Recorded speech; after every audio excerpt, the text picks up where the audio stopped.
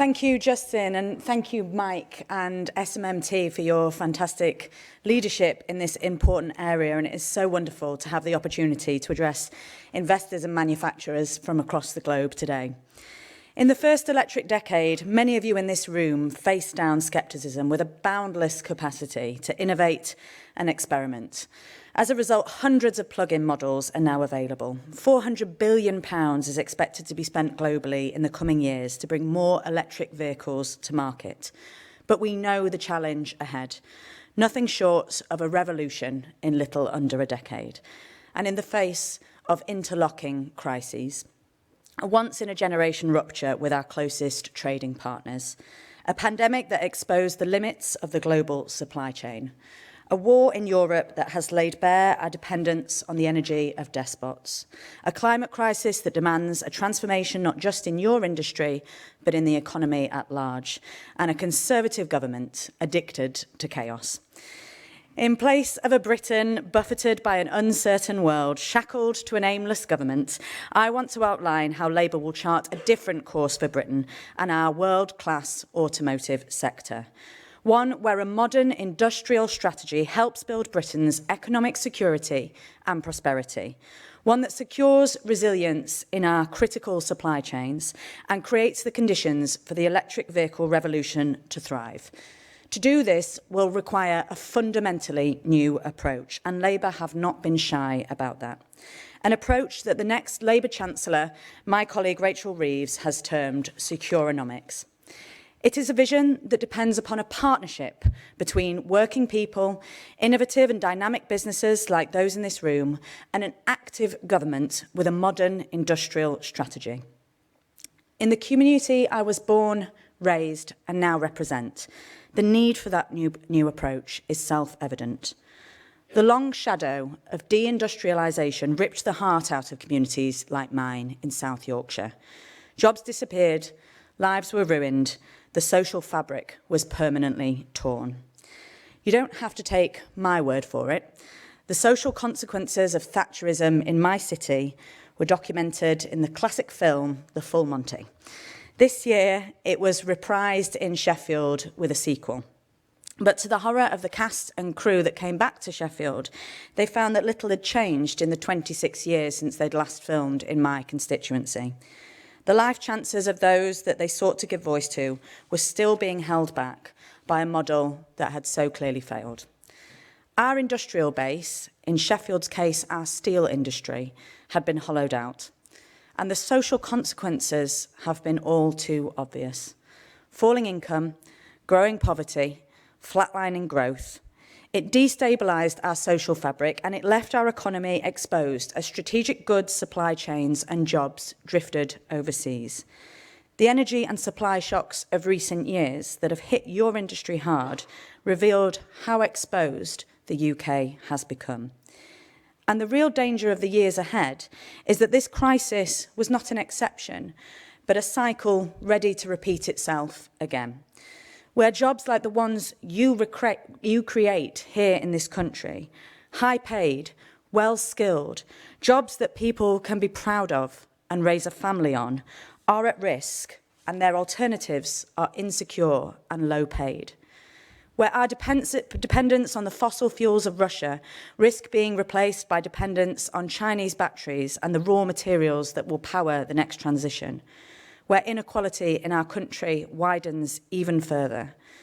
That's why a new approach, backed by an industrial strategy, is no longer optional. It is a prerequisite if we want to rebuild the economic resilience that Britain has lost. It is a prerequisite for sustainable growth in every corner of our country.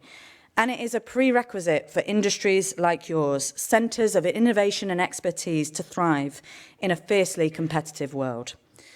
As our Shadow Chancellor has outlined, that new approach is beginning to emerge. It is reshaping global economics and will help secure the jobs of the future. The Biden administration is rebuilding America's manufacturing base with a more active state and a more modern industrial strategy. Elsewhere, other nations are following suit. In Australia, the government's Powering Australia plan will generate 600,000 jobs across the country, spurring investment and cutting energy bills. Germany has committed to the biggest industrial modernisation in more than a century. Yet while the United States and our allies charge ahead, our Conservative Energy Secretary calls those policies dangerous. Almost a year on from the Inflation Reduction Act, there has still been no UK response. Not only are we not on the pitch, we've taken our bat and ball home altogether. So be in no doubt, a future Labour government will not hide from the geopolitical reality we face. We would do things very differently. Our mission to deliver the highest sustained growth in the G7 will demand a shift from the Conservatives' trickle-down approach. It will be rooted in a step change in public investment through our Green Prosperity Plan, and for your industry, it will mean a clear plan to turbocharge electric vehicle manufacturing. That begins with trade. As Jake Sullivan, the US National Security Advisor, said recently, in the 21st century, no country in isolation can create a strong and sustainable economy for its people. That's why a future Labour government will rebuild and reinvest in our relationships with our closest trading partner in the European Union. Clearly, the pressing priority is addressing the impending cliff edge in the Trade and Cooperation Agreement on rules of origin for vehicles, putting UK jobs at risk. Major manufacturers, including Stellantis, JLR and Ford, have all warned a failure to reach a deal would cost jobs. A deal for the automotive sector would be a win-win for both UK and EU industries and prevent those jobs being lost. But let's be clear, the government's own failures have made such an extension necessary. They have had years and years to ramp up the UK's battery capacity and have failed. So Labour would use the breathing space provided by an extension to scale up the UK battery industry with our Green Prosperity Plan. By 2025, the United States is set to have 30 times the battery capacity of the UK, Germany 10 times. So Labour will commit £2 billion to part finance 8 additional gigafactories through our National Wealth Fund, scaling up production and building resilience into our domestic supply chains. Next, we would give confidence to motorists to make the switch. The biggest obstacle to consumers of switching to EVs, beside affordability, is charging infrastructure, both its reality and its perception. Incredibly, there are more charging points where we are meeting today in the Borough of Westminster than in 12 major northern cities combined.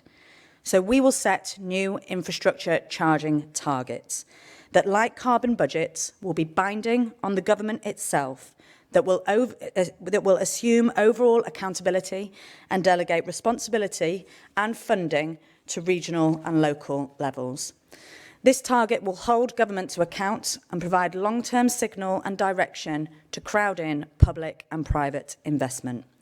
Crucially, these binding targets will give consumers the certainty and confidence to switch to EVs and give local areas and the support investment they need to do it. And finally, we will address the fundamentals hurting UK car industry competitiveness. The SMMT and others have rightly argued that energy costs are holding British industry back. It is the second largest automotive input cost, and UK businesses already face the highest electricity costs in Europe. As one of our largest exporters and part of an intensely competitive global market, this has to be addressed to ensure UK automotives can compete on the global stage. That's why one of the 5 guiding missions of the next Labour government is to make the UK a clean energy superpower by 2030 with zero carbon electricity, cutting £93 billion in energy bills for the British people and lowering electricity costs for our car industry. This will bring down costs for you and address head-on this key barrier to our competitiveness. With Labour's plan to turbocharge our EV transition, the opportunities are clear for all to see.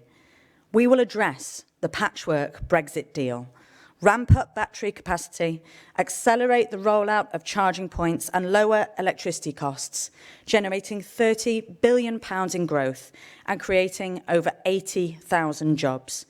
Reindustrialising parts of our country long since left behind, forging resilience at home while creating new partnerships abroad, an active state working in concert with innovative, world-leading manufacturers built on the rock of economic responsibility.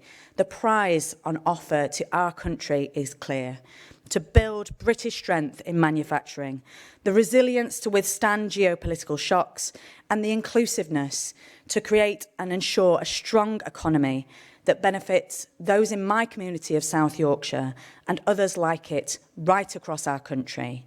And because of you, our jewel in the crown car industry will be at the beating heart of that mission. Thank you.